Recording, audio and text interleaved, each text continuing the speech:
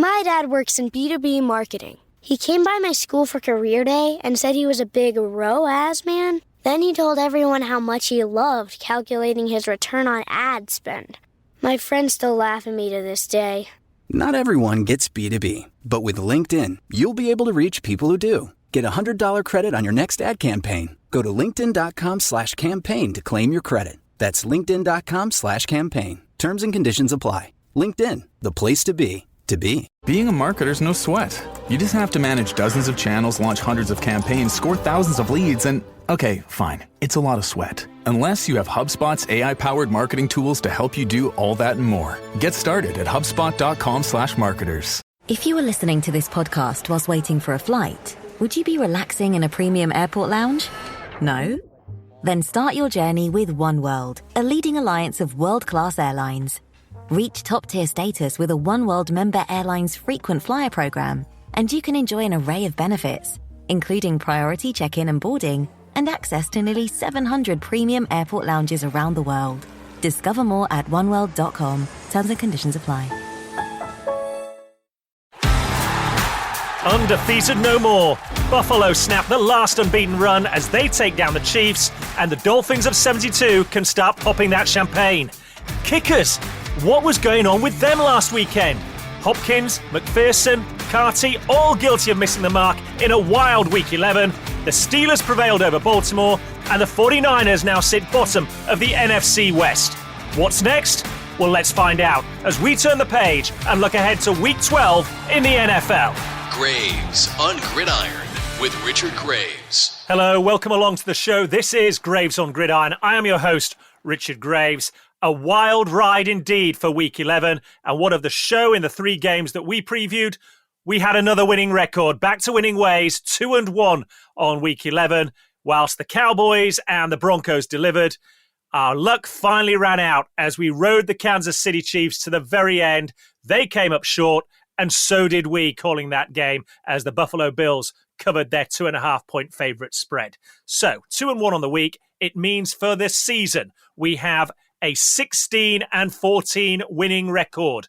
As we head to the business end of the season now, can we improve that? You bet that's what we're going to try and do. So let's have a look at 3 games from the Week 12 slate, and we're starting once again with those Dallas Cowboys as they go to the Washington Commanders in an NFC East battle. Look, I make no apologies for this. The Cowboys are simply awful this year.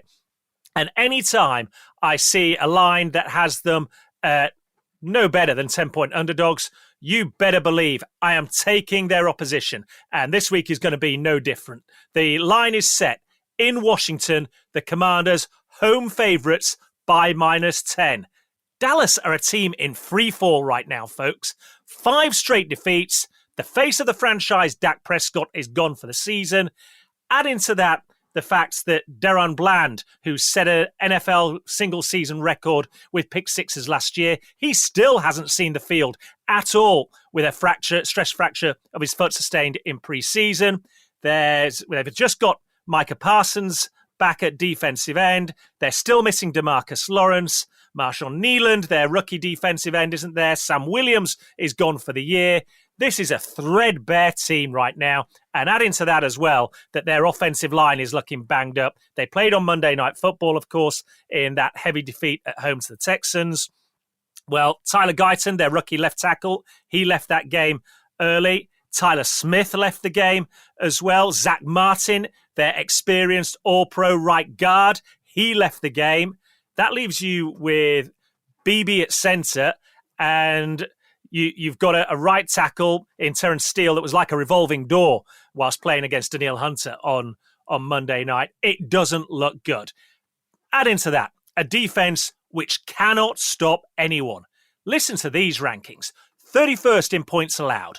31st when it comes to defending the run. 27th overall.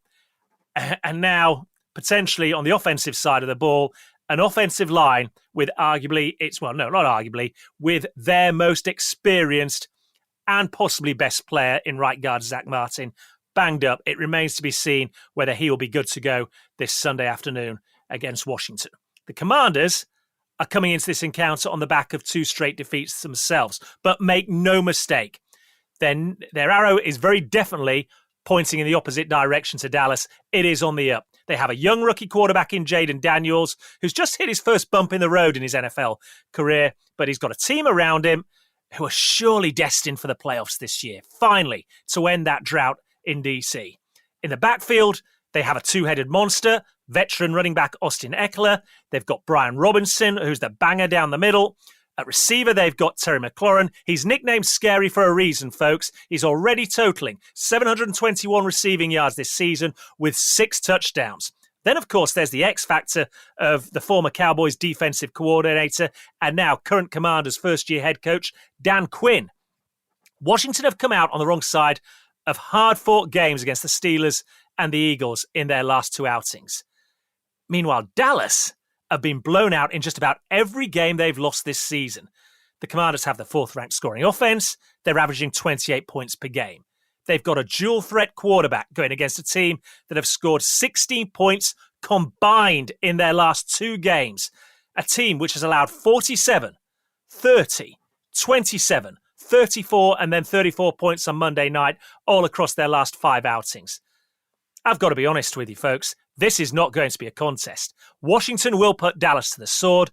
10-point favorites at home. Are you kidding me? Take the Commanders all day long. The pick for this game, the Washington Commanders to cover at -10. Graves on Gridiron. Next, we look to the NFC West.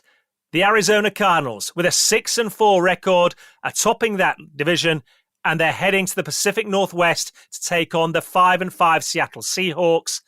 The odds makers have looked at this game, and there's barely the width of a piece of A4 paper to separate them. They give the Cardinals a Taggers road favourites, but it's by -1. -1 point is the favourites tag they've given the Arizona Cardinals. They might as well say, folks, we can't decide between these 2 teams. It's a pick-em game, toss-up game. They don't know. I think it's going to be a sneaky good game. Way back when, before a ball was kicked in anger this season, I said, look out for those Arizona Cardinals. And I know they went on to lose the opening game of the season in Buffalo, but they've absolutely been one of the more impressive teams in the NFL throughout this season. And now here they are, coming into Week 12, top of the NFC West. The Seahawks themselves started the season well, but last weekend's win in San Francisco might well be the win that saves their season. It was only their 2nd win in 7 games.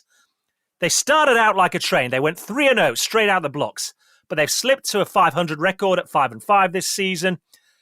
However, the manner of that game-winning drive on Sunday, coming as it did, late in the 4th quarter, inside the final 2 minutes, if that doesn't give them some heart going into this encounter, nothing will. And while Geno Smith has been solid at quarterback, the rest of Seattle's game has been decidedly average, and that's on both sides of the ball.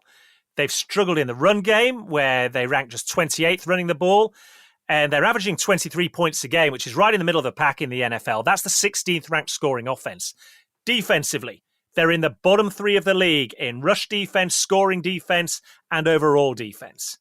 Now, contrast that with the Cardinals. And at first look, Arizona appear to only be marginally better, but they've got a dual play threat posed by quarterback Kyler Murray. That's a big problem for Seattle to deal with. And the Cardinals are coming off their bye week in red-hot form. They've won 4 straight games and 5 of their last 6 coming into this divisional clash. This is a team which took time to find its feet this season, but I'm telling you right now, they are firing on all cylinders. They've scored at least 28 points in each of their last 3 games, and they have offensive weapons to occupy any defense in the NFL.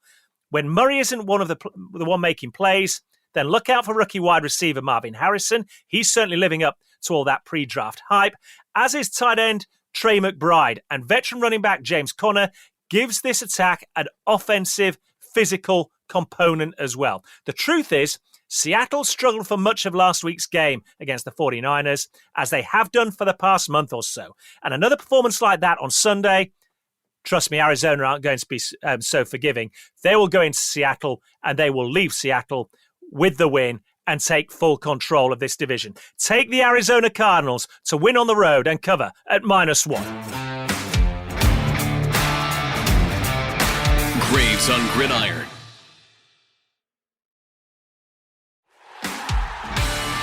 Okay, our third and final game being previewed from this Week 12 slate, and I make no apologies for it. We're once again dipping into those Detroit Lions as they go to Indianapolis to take on the Colts.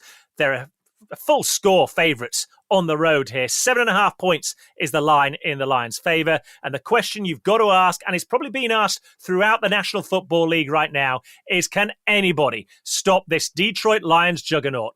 Since their solitary Week 2 upset loss at home to the Buccaneers, 8 teams have tried and 8 teams have failed to stop Detroit. Even when Jared Goff threw 5 interceptions in the same game at Houston, the Texans still couldn't stop them. The worrying thing for everybody else is, I think this Lions side are actually beginning to get better. Twice this season, they've scored 52 points. Only twice have they been held to fewer than 24. And on both occasions, those games came in the opening 3 weeks of the season.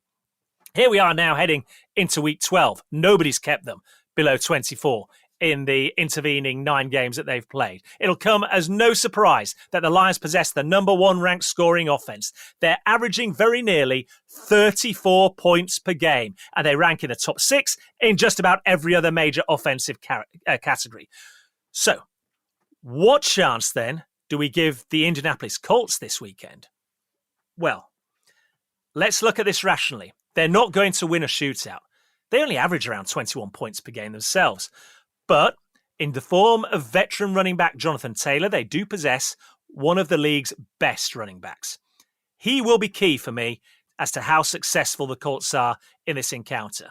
Because to compete with Detroit, they're going to have to shorten this game.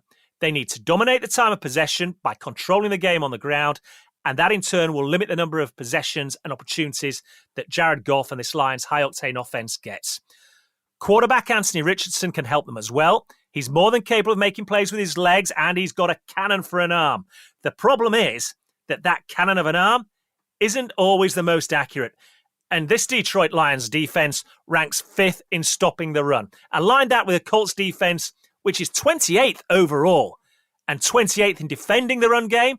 And that's before they've even faced David Montgomery and Jahmyr Gibbs. They're 26 when it comes to defending the pass.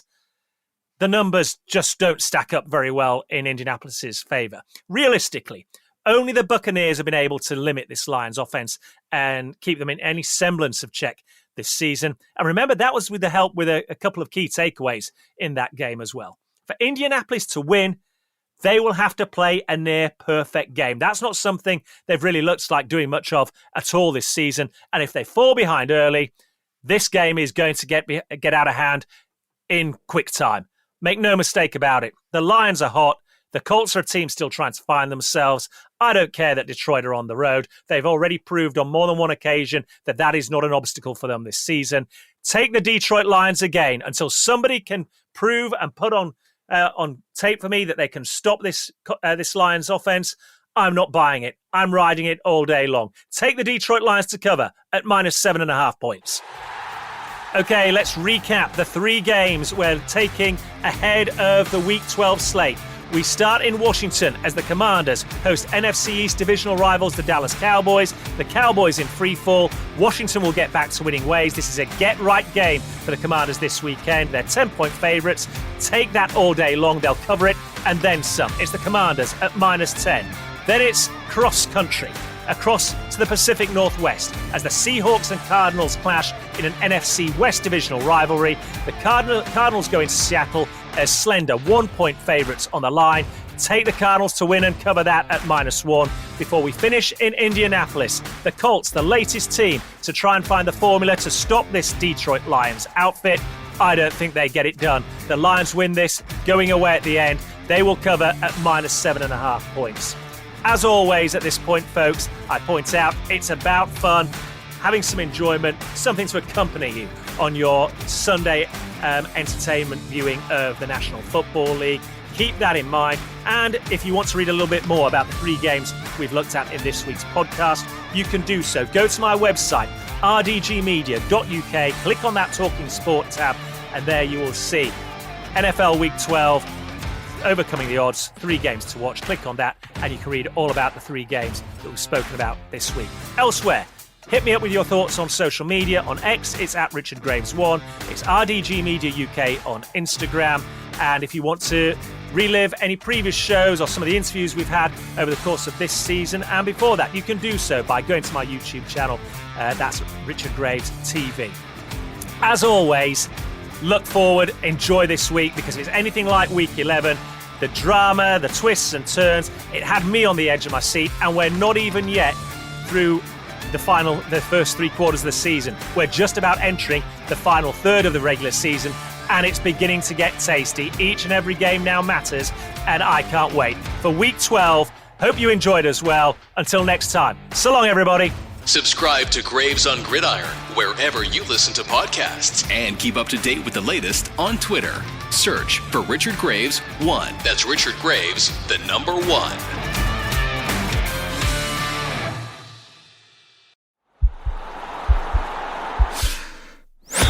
This podcast is part of the Sports Social Podcast Network.